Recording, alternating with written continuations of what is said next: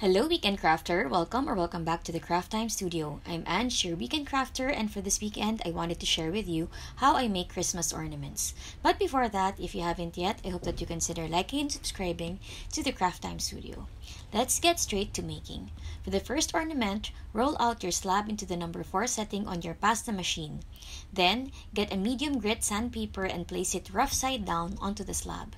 Carefully roll it out so that you can get some texture on the slab. Next, get a circular cutter. I used a circular cutter with a diameter of 2 inches, but you can definitely go bigger or smaller.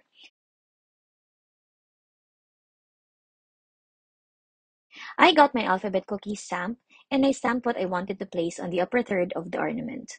I'm placing a link in the description box in case you want to check these cookie stamps. I also got a micro circular cutter to punch a hole on the top, which will be where my ribbon will go. I got a silicone mold of a Christmas tree and used the satin slice to get a clean cut. I placed this on the center of my ornament. Then I came back with a detail needle to texture the tree.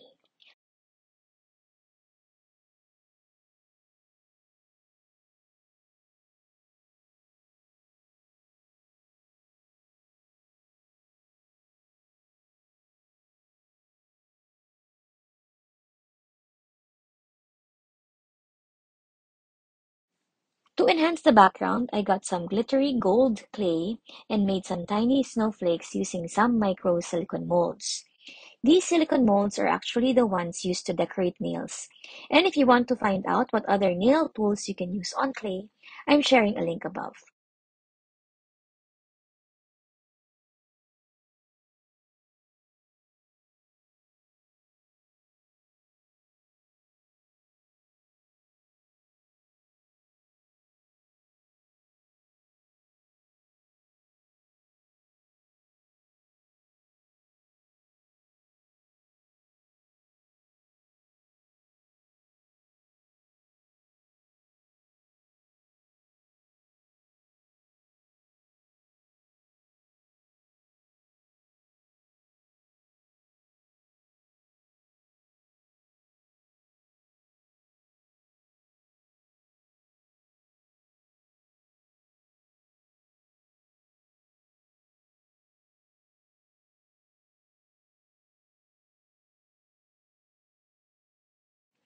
Once you are happy with the placement of your snowflakes, you can now bake your ornament.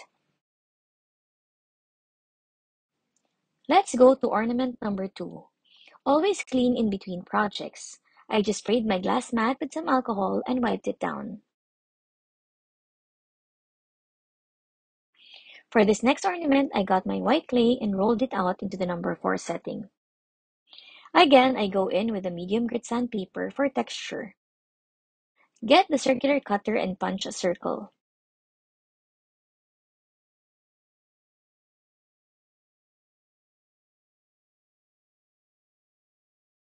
I actually came back to clean the edges so that when my pieces bake, I will only need to sand it a bit.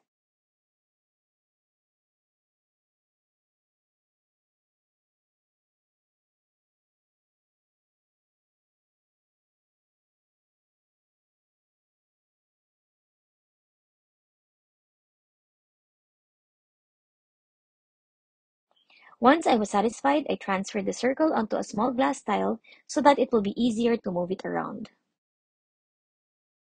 After that, I got my boat cutter. I'm not making a boat. Instead, I'm actually repurposing this cutter to make a truck. I've seen some makers punch a red truck carrying a Christmas tree, and I wanted to know if I could make something similar. So I got my red clay and rolled it out into the number 5 setting. Then I used the boat cutter to punch a shape. I actually only needed the top half, and so I cut the bottom off. Now it's looking a little bit more like a pickup truck. Then I get a small circular cutter to punch the placement for the wheels. Now I will transfer the body of the truck onto the ornament.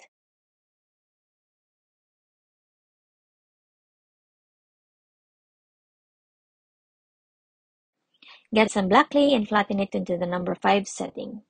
Then use the same circular cutter to punch the wheels. Place the wheels at the bottom of the truck.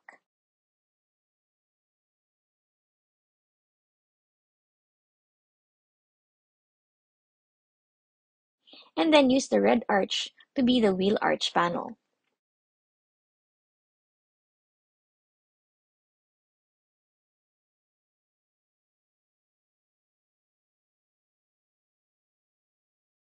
I also wanted to mark out the headlights of the truck, and for that I used a small oblong cutter to just make an indent of the shape. Then I also rolled out some yellow clay into the number 5 setting and punched the same oblong shape, except I cut it in half before placing it on the front of the bumper.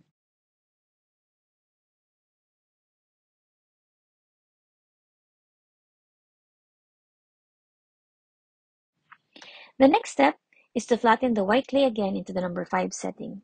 This will be for the window of the pickup truck. For this, I used a rectangle to cut a small rectangular shape.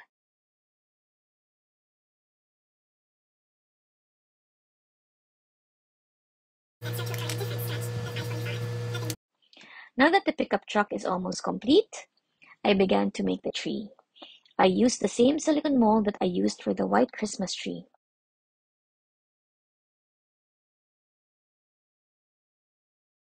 I did remove a bit of it because it was too big for the truck.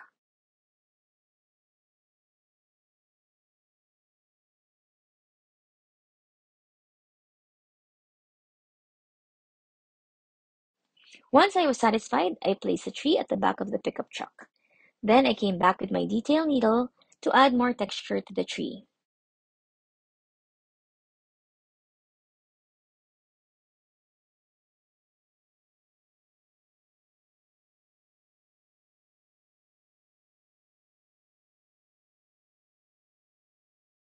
It's time to make the road, so I got my gray clay and flattened it into the number 5 setting.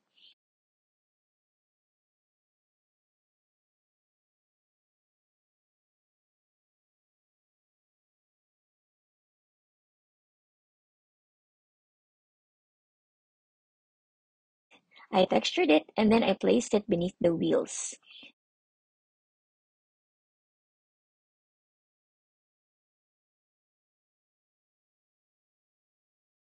Then I came back with the circular cutter so that the excess clay could be removed.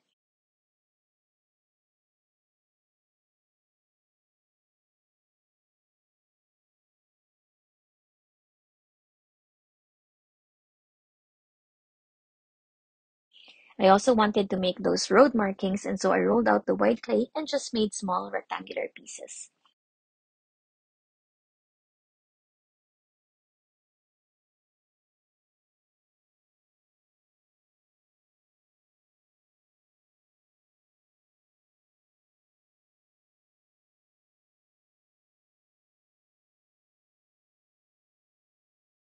Finally, it's time to stamp the words on the ornaments.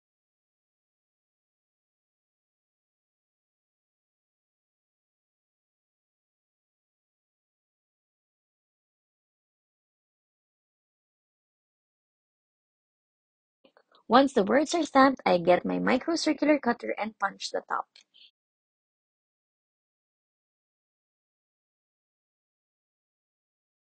As an afterthought, I also placed small white circles on each of the wheels.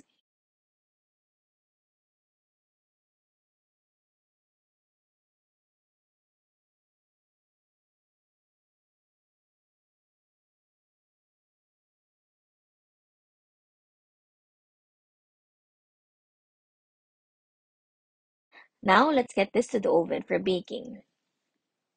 For the third and final ornament, I used opal clay. If you find it hard to condition opal clay, I suggest adding equal parts of translucent clay to really help the opal clay stick together. Again, I come in with my circular cutter.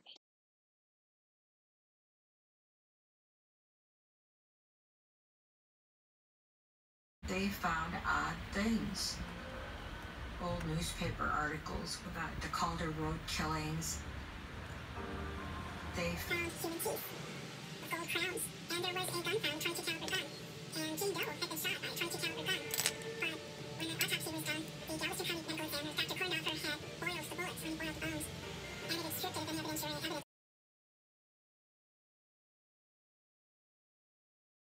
I flattened some green clay and got my Christmas tree cutter. I found my tree to be a little too thick, so I stamped it again, moving the cutter a bit so that I could get a thinner tree.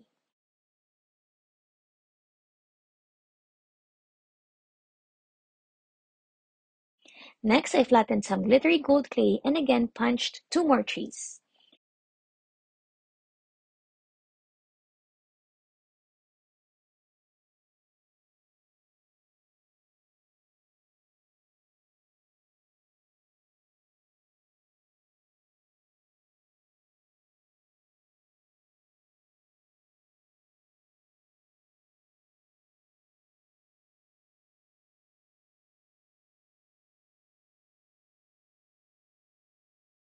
I got my alphabet stamps and punched the words.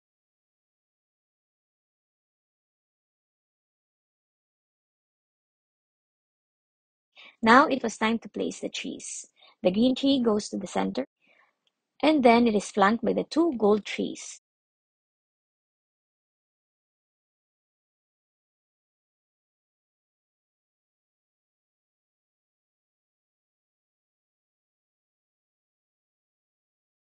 I wanted to have snow on the ground, so I flattened some white clay and placed it at the bottom. And then I came back with the circular puncher.